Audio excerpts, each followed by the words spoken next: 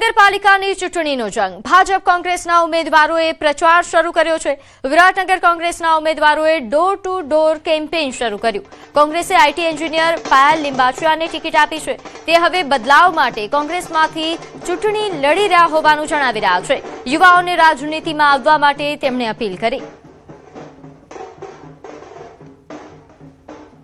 ચૂંટણી પ્રચારના શ્રી ગણેશ થઈ ગયા છે અને તેને રાજકીય પક્ષો પણ હવે લોકો સુધી જઈ રહ્યા છે અને બે હાથ જોડીને મત માંગી રહ્યા છે। ત્યારે કોંગ્રેસ પાર્ટીના વિરાટનગરની જે આખી પેનલ છે તે તમામ લોકો ઢોલ નગારા સાથે પહોંચી રહ્યા છે અને લોકોને કહી રહ્યા છે કે કોંગ્રેસ પાર્ટીને મત આપો અને પ્રચારના પણ શ્રી ગણેશ કર્યા જોયા છે।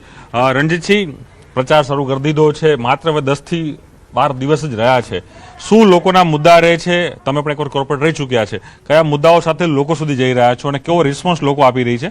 આજે હું વિસ્તારની અંદર ફરી રહ્યો છું। લોકોને નળ ગટર અને પાણીની સુવિધા ઉપર જ અમે આ કોર્પોરેશન લડી રહ્યા છીએ। બીજી વસ્તુ જે કોંગ્રેસનો મેનિફેસ્ટો છે એની ઉપર અમે લડી રહ્યા છીએ। આજે કોઈ પણ સોસાયટીની અંદર જઈએ છીએ, અમે રાઉન્ડ મારતા જઈએ છીએ વિમલના સોસાયટીની અંદર, દરેક સોસાયટીની અંદર ગટર પાણી ઉભરાઈને બહાર આવે છે। આ 5 વર્ષની અંદર નર્ક જેવું બનાવી આપ્યું છે લોકોએ। આ પરિસ્થિતિને લઈને અમે પ્રચાર કરવા નીકળ્યા છીએ। અમે આટલી બધી જગ્યાએ ફર્યા તો અમને એવું લાગ્યું કે ઓલમોસ્ટ બધી જગ્યાએ પ્રોબ્લેમ્સ તો છે। લોકોને ત્યાં પાણી નથી આવતું। હમણાં એક જણે કહ્યું કે અમારે ત્યાં કેટલા ટાઈમથી પાણી નથી આવતું, આવે છે તો બહુ ધીમું આવે છે અને ઓછું આવે છે। ઘણી જગ્યાએ ગટરો બહાર ઉભરાઈને આવી છે। હવે તમે એવો દાવો કરો છો કે અમે વર્ષોથી અમે સારામાં સારું કામ કર્યું છે, તો પછી આ બધા લોકો કેમ આવે છે અમારી સાથે? રણજીતભાઈને અમે જેટલા પણ રાઉન્ડ માર્યા બધા લોકો રણજીતભાઈને ઓળખે છે અને બધા લોકો એવું કહે છે કે એ કોર્પોરેટર રહ્યા નથી અત્યારે છેલ્લા 5 વર્ષથી, તો પણ એ બધી જગ્યાએ જઈને કામ કરે છે। તો જો જે કોર્પોરેટર છે તો એનું કામ શું છે? હજી સુધી એ લોકોને કાર્યાલય સરખી રીતે બનાવવામાં આવ્યું નથી એટલા 5 વર્ષમાં, તો એ લોકો કરી શું રહ્યા છે? એક યંગસ્ટર તરીકે તમે આ રાજનીતિમાં આવ્યા છો, એવી શું મળી કે કોંગ્રેસ, કારણ કે બધા સત્તા પક્ષમાં હતા, આજે વિપક્ષ તરીકે આવું પણ વિપક્ષમાં એક ઉમેદવાર દાવેદારી કરવી પડે? એકચ્યુઅલી હું પહેલેથી કોંગ્રેસ તરફી જ રહી છું। હવે બદલાવ લાવવો જરૂરી છે।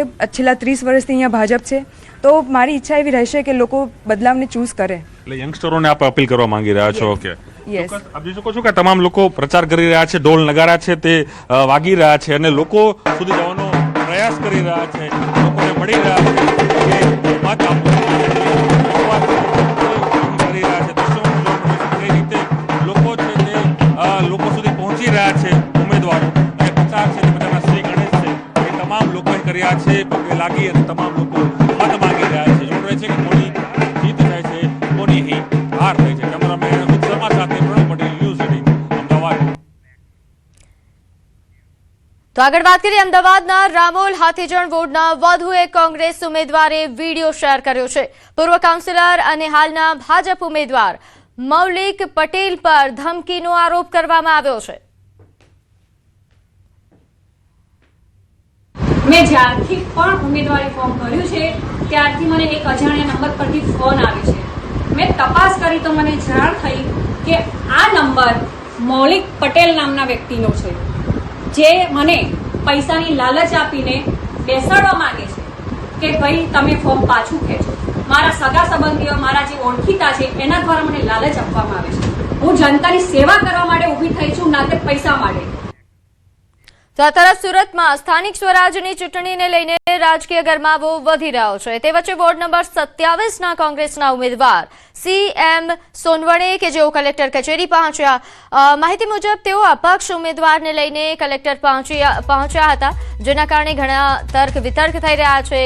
અપક્ષ ઉમેદવારના ફોર્મ પરત ખેંચાવવાના પ્રયાસો ચાલી રહ્યા હોવાની સંભાવનાઓ વ્યક્ત થઈ રહી છે, જેના કારણે આ મામલો રાજકીય રીતે ચર્ચાનો વિષય બન્યો। વહેલી સવારે આવ્યા એટલે અમારા કંઈ બીજા કામ ન હોય, કલેક્ટર કચેરી શું? હા, તો કલેક્ટરની કચેરી અમારા જે સિમ્બોલ છે એના જે નંબર હોય તેના માટે આવ્યા છે। અમે બીજા કામ થયા છે, ઉપર આવીને બતાવ્યો। આજે ફોર્મ ખેંચવાનો દિવસ છે તો ખેંચવા દો ને, અમે કઈ ફોર્મ ખેંચવાવાળા લોકો દેખાઈએ છીએ? અમે આંબેડકરવાદી લોકો છે। 27 નંબર ડિંડોલી દક્ષિણ। ના ના ના અપક્ષના ઉમેદવાર છે ને આપણી સાથે? નો કોમેન્ટ। હું ઉપરથી આવીને તમને જવાબ આપું। સ્થાનિક સ્વરાજની ચૂંટણીમાં આજે ફોર્મ ખેંચવાનો દિવસ છે અને સવાર થતાની સાથે જ કલેક્ટર ઓફિસ પર શરૂ થઈ છે હલચલ। કોંગ્રેસનો એક ઉમેદવાર અપક્ષના ઉમેદવારોને લઈને આવ્યા છે। કહી શકાય કે સીધી ભાષામાં પૂછતા તેમણે કીધું છે કે અમે સિમ્બોલ માટે આવ્યા છે, પણ ચોક્કસપણે કોંગ્રેસના ઉમેદવાર અપક્ષને લઈને પોતાના ફોર્મ ખેંચવા આવ્યા તેવી શક્યતાઓ દેખાઈ રહી છે. એટલે કે આજનો દિવસ ફોર્મ ખેંચી સત્તાધારી પાર્ટીને બિનહરીફ જીતાડવા માટેની જે કવાયત ચાલી રહી છે તેની શરૂઆત સુરતમાં સવારથી જોવા મળી રહી છે. કેમેરામેન જીગર ગુગલ સાથે કીર્તેશ પટેલ, ન્યૂઝ 18 ગુજરાતી, સુરત. તો અરવલ્લીના મોડાસા તાલુકા કોંગ્રેસમાં ગાબડું પડ્યું. કોંગ્રેસના 200 કાર્યકરો ભાજપમાં જોડાયા. મોટી ચીચણો ગામે આગેવાનોની હાજરીમાં ખેસ ધારણ કર્યો. કોંગ્રેસના ઈડર વિધાનસભામાં પ્રભારી તેમજ ગુજરાત કોંગ્રેસના પ્રદેશ ડેલિગેટ ભાજપમાં જોડાયા છે. કોંગ્રેસ આગેવાન હિંમતસિંહ પરમાર 200 કાર્યકરો સાથે ભાજપમાં તેમણે પ્રવેશ કર્યો. ગઢા અને ઢાંકરોલના સરપંચો પણ ભાજપમાં જોડાયા. અગાઉ આ જ સરપંચો કોંગ્રેસમાં જોડાયાનો પણ દાવો થયો હતો. હું કોઈ કોંગ્રેસ પાર્ટીમાં જોડાયો નથી. હું વર્ષોથી ભાજપનો કાર્યકર્તા છું અને જીવીએ ત્યાં સુધી હું ભાજપનું જ કામ કરીશ અને ભાજપનો જ ઝંડો લઈને ચાલીશ આગળ. મારું આગળનું જે નિવેદન કોંગ્રેસ પક્ષે મૂક્યું છે એ તદ્દન ખોટું છે અને એક વખોડું છું હું કે લોકોએ ખોટી રીતે મારને કોર્ટમાં ઝંડો પહેરાવી અને મીડિયામાં જાહેર કર્યું હતું કે ભાઈ અમારા જોડે જોડાયા છે, એ તદ્દન ખોટું જ છે. જે રીતે કામ કરે છે કોંગ્રેસીઓ, જે કામ કરે છે એકબીજાના ટોટિયા ખેંચવા સિવાય કશું કરતા નથી. એમના વિકાસની વાત એ કંઈ સમજાતું નથી. માત્ર ને માત્ર સારા આગળ જાય એવા ઉમેદવારોને સાઈડ કરવા અને રાજ કરવું.